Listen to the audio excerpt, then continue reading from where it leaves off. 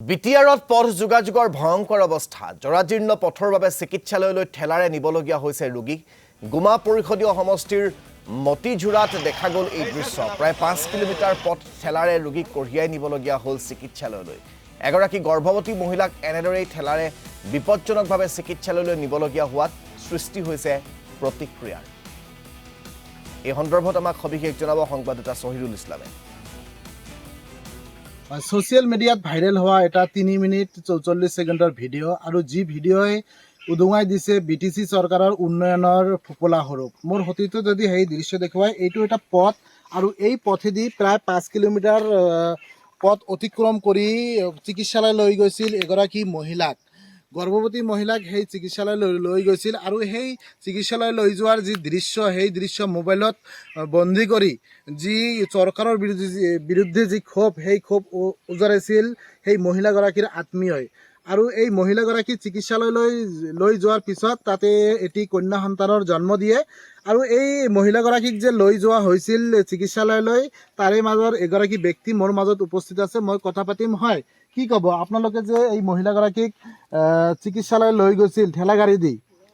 কেনেদৰে লৈ গৈছিল কওকচোন ধন্যবাদ আপুনি ইয়াত অহাৰ কাৰণে ধন্যবাদ দিছোঁ মোৰ নাম হ'ল নাৰায়ণ শৰ্মা আৰু ইয়াৰ পৰা আৰু 4 কিলোমিটাৰ ভিতৰৰ পৰা লৈ যোৱা হৈছে এইটো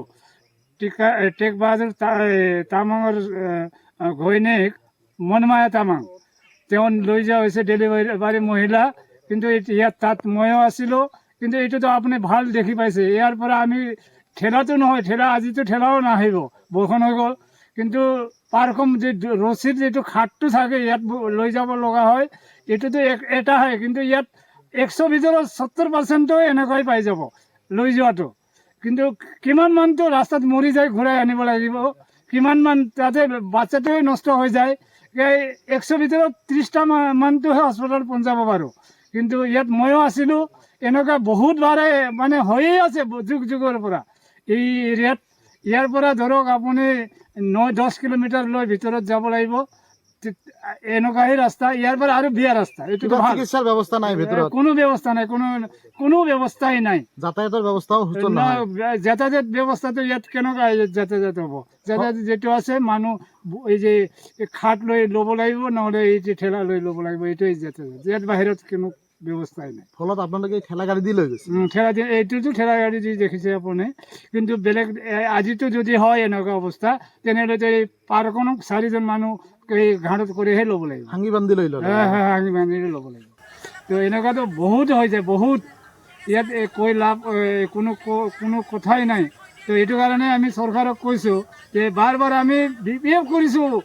19 বছৰ আমি BPF প্ৰাইমেৰী প্ৰেচিডেণ্ট তেতিয়া আমি কান্দি কিমান বাৰ দেখুৱাইছোঁ সহিৰুল ইছলাম আপোনাক এই মুহূৰ্তত ধন্যবাদ জ্ঞাপন কৰিছোঁ